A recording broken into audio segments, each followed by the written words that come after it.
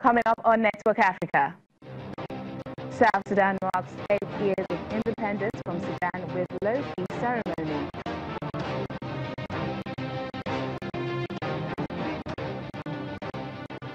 Prosecutors of the International Criminal Court seek war crime charges against a man suspected of committing atrocities in Timbuktu in Mali.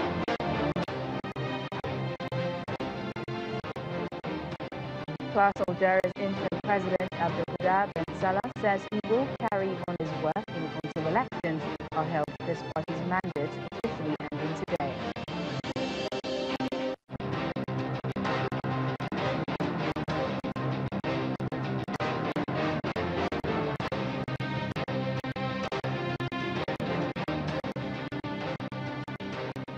Hello and a warm welcome to the program. I'm Teniola Shabuale. Today marks 8 years of South Sudan's independence from Sudan, but the Information Minister, Michael Makuhi, says there will be no big celebrations because of the tough economic situation in the country. Instead, there will be a low-profile celebration at the presidency because the government doesn't want to lose money. There have only been one big celebration since the civil war began in 2013. President Salva Kiir, in his national address, apologized to civil servants who went without salaries for several months. South Sudan withdrew from Sudan in 2011 after a decades-long civil war. The fighting that began in 2013 has thrown the country into turmoil and dented economic development. A peace deal has been agreed but not yet implemented. Joining us now to discuss more on this is an African Affairs analyst, Alistair Wilcox. Thank you so much for joining us on Network Africa. Yeah, it's my pleasure. Thanks for having me. So it's been 8 years since the South broke away from Sudan. In your opinion, how well will you say they have come? Is there really much to celebrate?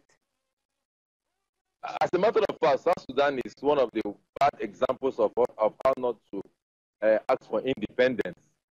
South Sudan has been a terrible case of self-actualization or agitation for independence. The unfortunate thing about South Sudan was the fact that John Garang, the architect of the liberation struggle, died shortly after the independence in South Sudan. And so Salva Kiir, who was the beneficiary of that struggle, ultimate beneficiary of that struggle, could not manage the success of South Sudan. And so South Sudan became a sorry case.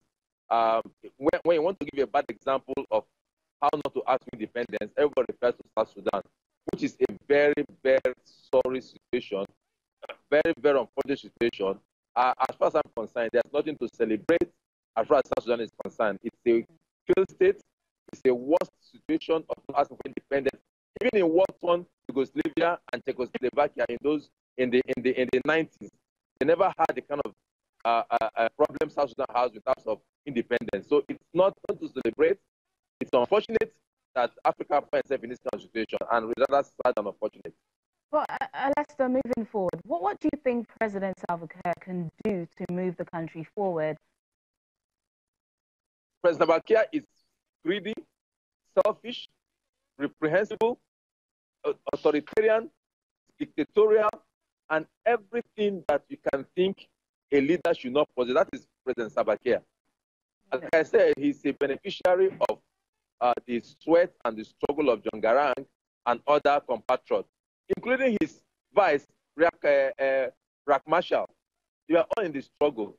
But where President Garang, where President Salva Kiir could not tolerate dissent, could not tolerate sharing power, could not tolerate being what is not supposed to be, it's unfortunate.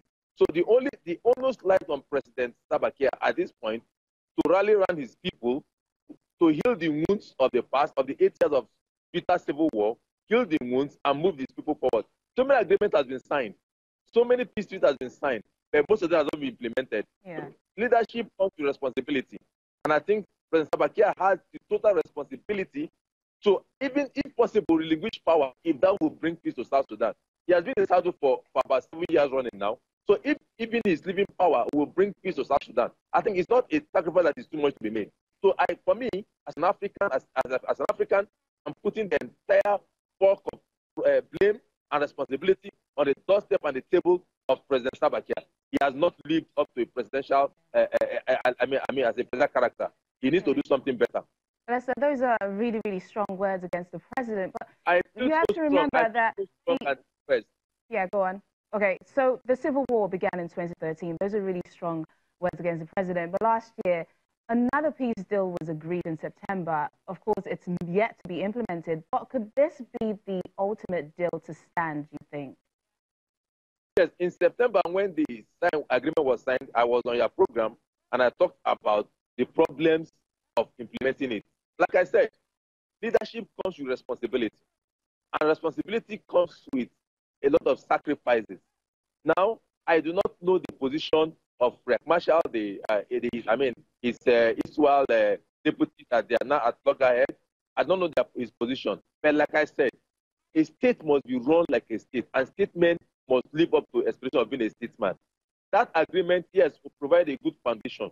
It's a good foundation for peace in South Sudan. And so let President Salva Kiir take the bull by the horn and call his countrymen together. He gave a wonderful speech.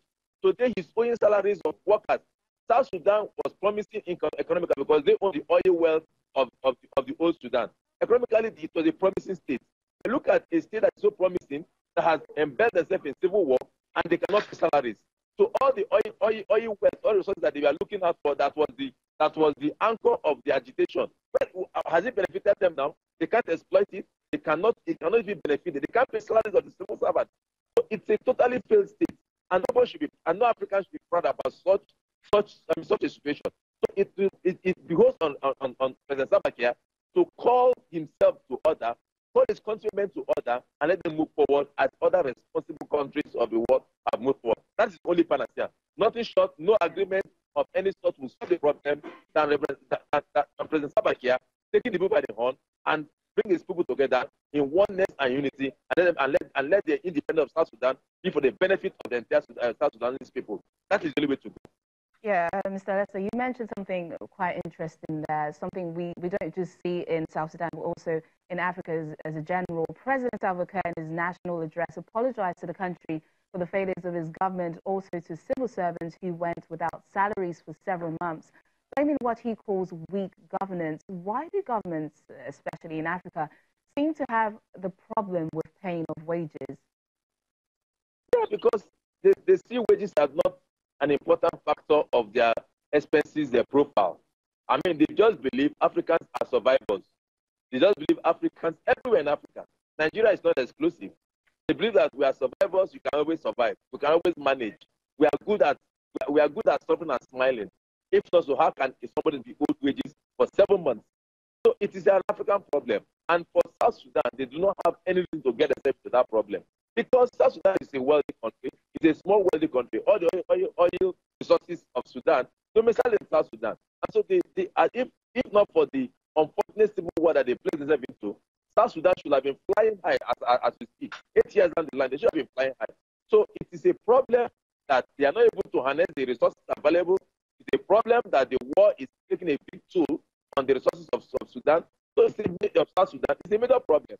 So, and again, coupled with the African factor of not minding what labor does, I mean, they can always survive. And I think it's a bad culture, it's a bad insinuation, and African leaders need to come out of it. All right, then, African Affairs Analyst, Alistair Wilcox, thank you so much for joining us on Network Africa and sharing it's always my pleasure. Your thoughts. Forgive me for my advice. Thank you very much. No, it's fine. Thank you.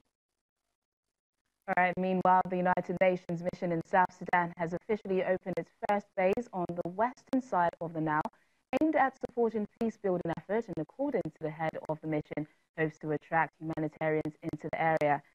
David Shearer says about 85 peacekeepers have been deployed and civilian staff will arrive in the coming weeks with the aim to help deter violence, support peace-building efforts, and provide secure environments so humanitarian workers can safely return to the area to provide much-needed services. In addition to their official duties, the peacekeepers are also helping the community develop the skills to rebuild their lives, including training vet health workers to treat livestock and providing vocational training to help young people secure jobs so they can support themselves. Important for us to be here strategically. One, it's on the western side of the Nile, so it's difficult to get to if we don't have a base actually here. Secondly, what we're hoping to do is to attract humanitarians into the area, and they will be able to provide services for the large number of people that are starting to come back. Many people fled 2 years ago. They're trickling back. They'll come back more frequently if they've got an ability to get services, education, health services, those sorts of things. That's what we're trying to do. It's very difficult to get a base built here. During the rainy season, it becomes almost impossible to move. Obviously, getting across the river, getting materials brought in, had to be all done by air. But once it was done, the Indian workers and the company there working alongside the British soldiers did a fantastic job of setting it up, improved the bridge so that the local population has ability to move up and down the area as well. I just think they've done a great job. They've done an excellent job for the UN and also for the local community. Moving on, a prosecutor of the International Criminal Court is asking judges to approve war crimes and crimes against humanity charges against a man suspected of committing atrocities in Timbuktu in Mali. Alassane Abdulaziz is suspected of crimes including destroying cultural monuments and enforcing policies that led to sexual enslavement of women and girls, allegedly committed while he acted as the de facto chief of Islamic police in Timbuktu during a 2012 to 2013 rebel takeover of the city. In a hearing to determine whether her case against Alassane can proceed, prosecutor Fatou Bensouda argued that he bore important responsibility for abuses of the civilian population during the conflict in northern Mali. She added that these abuses constituted crimes against humanity and war crimes, but lawyers for Alassane say he was innocent of wrongdoing and his case should be dismissed before it begins. The prosecutor has conducted its investigations into the events in Timbuktu with its eyes wide shut, and the rights of the defendant set out in Article 67, and that necessarily encompasses both incriminating and, in circumstances where that has not occurred, where there has been a piecemeal. Now, the mandate of Algeria's interim president, Abdelkader Ben Salah, runs out today, but he said he'll carry on until elections are held. Many Algerians view him as being too close to the former leader, Abdelaziz Bouteflika, who was forced to give up power in April after weeks of protest. An already delayed presidential election was postponed again early this month from a planned date of July 4 after the only two candidates who had submitted bids were disqualified. No new date has been set for the vote. Protesters have demanded the establishment of transitional bodies free of Bouteflika-era officials to push through reforms in the run-up to the polls. Hundreds of Israelis of Ethiopian descent and their supporters have staged a sit-down protest at major road junctions throughout the country after migrants were shot dead by police. Around 20,000 Ethiopian Jews who traced their roots to King Solomon and the Queen of Sheba were brought to Israel on secret flights in the mid-1980s and early 1990s. They have at times complained of racist discrimination. On Saturday, June 30th, 18-year-old Solomon Tukar was shot dead in the northern city of Haifa by an off-duty policeman. The policeman said he drew his gun while trying to intervene in a quarrel between two groups of youths who ended up turning against him. The police say the officer who carried out the shooting has been arrested pending an investigation. We all of us gather here protest against the murder of the guy Solomon Taka, who was shotgunned by the policeman, a white policeman.